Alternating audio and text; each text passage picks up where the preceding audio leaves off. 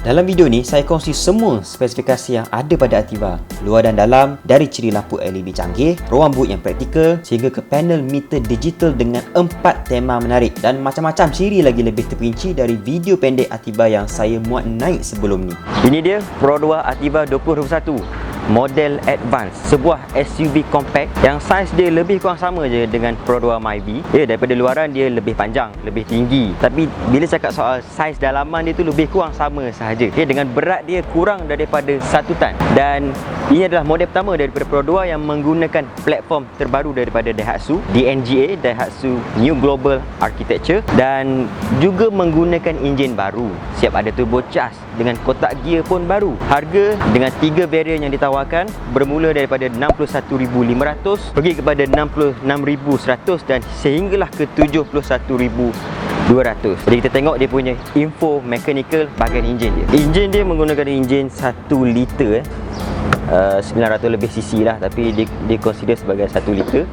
Enjin 3 silinder dan pakai turbocharge yang boleh menghasilkan 98 PS ataupun kalau horsepower dalam 96.6 lebih. Pada 6000 RPM, dia punya torque dia 140 Nm torque dari 2400 RPM sehinggalah ke 4000 RPM. Bukan setakat enjin 1 liter, enjin baru, turbocharge, siap dengan kotak gear yang terbaru. Kalau sebelum ni Pro 2 dipakai kotak gear transmisi yang konvensional 4 kelajuan 480, tapi sekarang tak lagi, dah pakai CVT. Tapi dia panggil sebagai DCVT dengan 7 virtual ratio, 7 nisbah maya. Fungsi dia macam mana? Tujuan dia untuk kita rasa pertukaran gear tu. Kalau mungkin kita tak boleh nak move on dengan transmisi konvensional, jadi dia bagi rasa lah, tapi dia masih lagi CVT.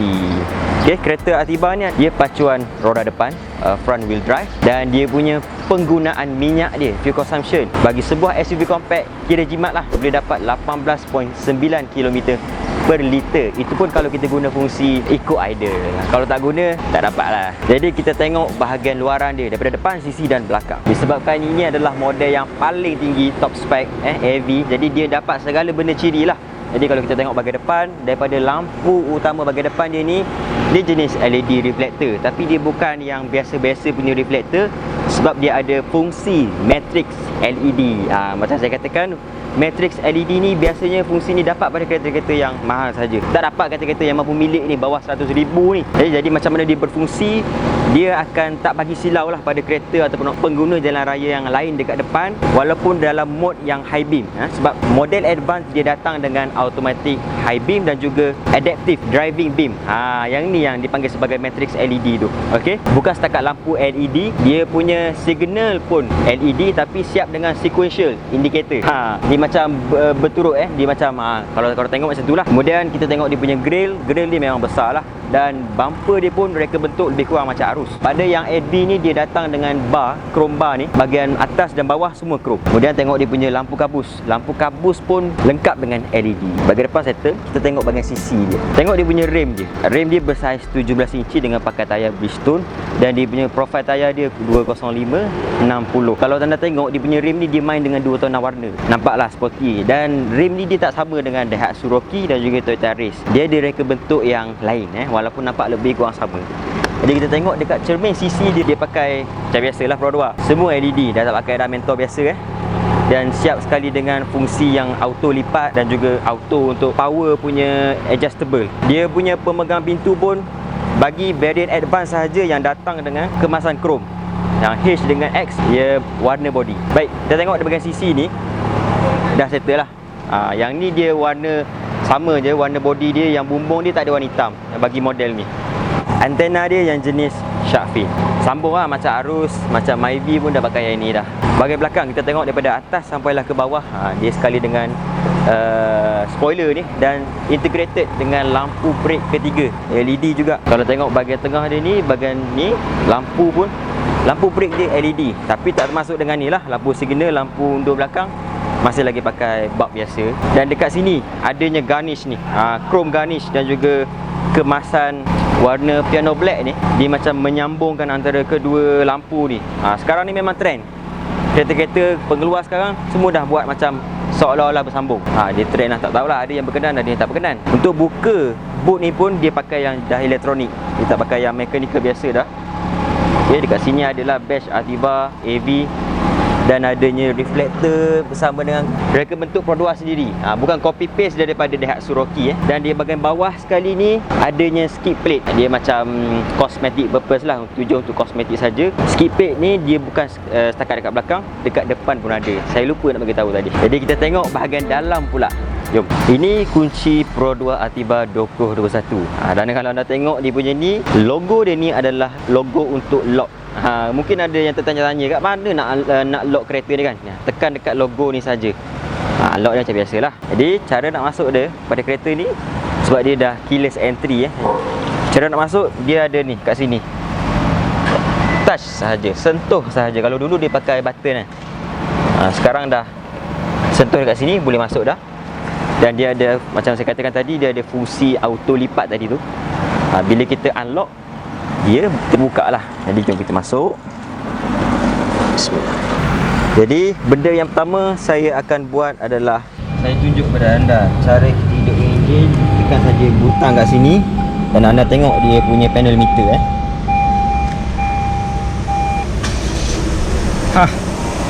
Welcome. Tengok tu macam Audi. Jadi inilah dia panel meter digital. Kita dah ada bahagian dalam. Jadi kita tengok dulu. Benda yang pertama adalah dia punya panel meter digital. Dia bersaiz 7 inci. Okay, semuanya digital, tak ada yang analog langsung. Dan yang menariknya yang saya katakan sebelum ni adalah ni, anda boleh tukar dia punya tema dia. Dia ada 4 tema kesemuanya. Pergi saja dekat sini settings, dekat design dia, dan dekat sini dia ada 4 tema. Macam saya berkenan yang ni. Yang ni saya nampak macam lawa lah, macam Audi sikit. Jadi dekat sini dia ada macam-macam setting kita boleh ubah. Siap dengan ada reminder untuk peringatan hari ulang tahun perkahwinan kita ataupun birthday kita. Kok kita lupalah. Kalau nak set untuk hari breakup pun boleh masa tu. Jadi inilah dia. Kawal dekat sini saja, kiri dan kanan. Dan dekat sini juga adalah butang kawalan untuk audio dan juga untuk setting cruise control. Siap ada dengan ni, kuatkan sound, slowkan sound. Dan kalau anda tengok dia punya steering dia, bagi model advance dia balut dengan kulit, dengan jahitan warna benang ni, warna putih. Cantik lah. Steering dia memang nampak lawa. Steering boleh dilaras, tapi hanya untuk ke bawah dan ke atas sahaja. Tilt sahaja, teleskopik tak ada. Okey. Kemudian panel meter 7 inci. Skrin ni, infotainment, skrin media dia bersaiz 9 inci, besar jugalah. Dan dia touch screen. Salah. Ni nak kata lancar, tak adalah lancar mana, tapi okey lah. Dia punya resolusi antara dua ni, saya kata boleh tahan lah. Dia tidaklah terlalu tajam, tapi okey lah pada harga dia kan. Dan kalau anda tengok di bahagian sini, apa lagi kat sini, dia tak ada lampu. Dia punya sunshade dia ni, dia punya tirai ni tak ada lampu. Dan kalau anda tengok dia punya panel pintu, sekejap saya buka. Lawa, dia punya design, reka bentuk dia lawa. Kat sini semuanya adalah plastik keras. Sini sahaja yang lembut, rasa macam span sikit. Yang ni pun dia kemaskan dengan warna silver. Dekat sini macam-macam butang ada lah kat sini. Dengan ini pun disalut dengan krom. Okey. Kemudian tengok dia punya papan pemuka. Reka bentuk dia memang agak berani lah, saya boleh kata. Dia punya reka macam tajam-tajam, lekuk sana, lekuk sini. Tapi ni semua adalah plastik keras, bukan yang material lembut punya. Kemudian dia punya corong pendingin hawa dikemaskan dengan warna silver. Situ-situ sini dia punya panel digital. Ni yang saya katakan ni, panel digital. Semua variant dapat panel digital yang sama. Siap ada dengan fungsi memory M1, M2. Dia macam kerusi lah. Jadi kita boleh setkan, kalau M1 kita nak dia punya sejuk macam mana, blower macam mana. Kalau M1 ni mungkin kita setting pada pagi atau tengah hari. M2 kita setting untuk malam. Jadi tak perlu dah kita nak laraskan banyak kali, blower banyak mana, sejuk banyak mana. Cuma tekan button itu sahaja. Okey. Bahagian bawah dia ni, pada panel digital ni, panel aircon ni, adanya satu soket 12 volt dengan 2 USB port dan satu HDMI port. Ni. Kemudian tengok dia punya glove box dia. Ni. Kompartmen kosong ni dalam, tapi tak lebar mana. Saya punya tapak tangan besar ni je. Boleh lah. Okey. Dan dekat sini kalau tengok dia punya konsol tengah dia adanya kemasan macam diamond, diamond cut. Okay, dan dia punya tombol gear pun siap ada macam kemasan krom. Dekat sini tepi konsol tengah ni dia ada satu ruang kosong. Dia tak ada apa-apa, tapi kita boleh letaklah macam telefon ke, mungkin buku nota kecil ke kat sini. Kiri dan kanan ada. Ni yang saya katakan adanya fungsi butang lock dan unlock pada kereta. Jadi dia memudahkan ke semua penumpang untuk lock. Kalau parking kat mana-mana kan, driver pergi beli barang ke, beli makanan ke, kita cuma tekan butang ini saja. Tak perlulah nak mencari kat mana lock unlock. Contohnya macam itulah. Okey. Kan kat sini juga adanya perehat tangan bahagian tengah ni. Dan dia boleh dibuka lah. Ada ruang kosong juga kat bahagian belakang ni. Bahagian dalam ni dia tak lebar, tak besar, tapi muat-muat lah kalau kena letak power bank ke, telefon ke, contoh macam tu. Tengok bahagian atas. Bahagian atas lampu macam biasa, 2, bukan LED, mentor biasa. Dan di sini adanya simbol peringatan untuk pakai tali pinggang keledar. Ni bila bergerak ni dia akan menyala lah. Jadi peringatan ni dia untuk driver dan juga penumpang-penumpang yang lain. Untuk bahagian depan saya kira dah settle lah. Kita tengok bahagian belakang. Masuk bahagian belakang dia. Okey. Kerusi bagi driver ni saya dah laraskan di kedudukan saya, dan saya berketinggian 167 cm. Jadi anda boleh tengok ruang kaki, ruang lutut yang tersedia memang banyak lagi lah. 2 ataupun lebih daripada 2 lagi. Dan saya boleh lunjurkan kaki saya masuk bahagian bawah ni. Cuma kalau kedudukan yang macam ni, dia rasa agak pendek kat sini. Dia punya seat dia ni, kerusi ni rasa agak pendek dan rasa agak tinggi. Tapi benda tu boleh je kalau kita duduk dalam keadaan yang malas. Macam ni yang boleh je, tak ada masalah. Dan kalau tengok dia punya perehat kepala dia ni boleh dilaras. Yang ni saya suka tekankan yang ni. Boleh dilaras ni satu nikmat lah. Okey. Bahagian atas dia adanya lampu untuk yang penumpang belakang. Dan kalau anda tengok daripada sudut konsol tengah ni, dia tak ada corong pendingin hawa, tapi dia sediakan 2 USB port untuk kita mengecas apa-apalah. Okey, jadi kalau anda tengok dia punya kerusi, bagi model advance ni dia balut dengan kerusi kulit dan juga macam kain baldu.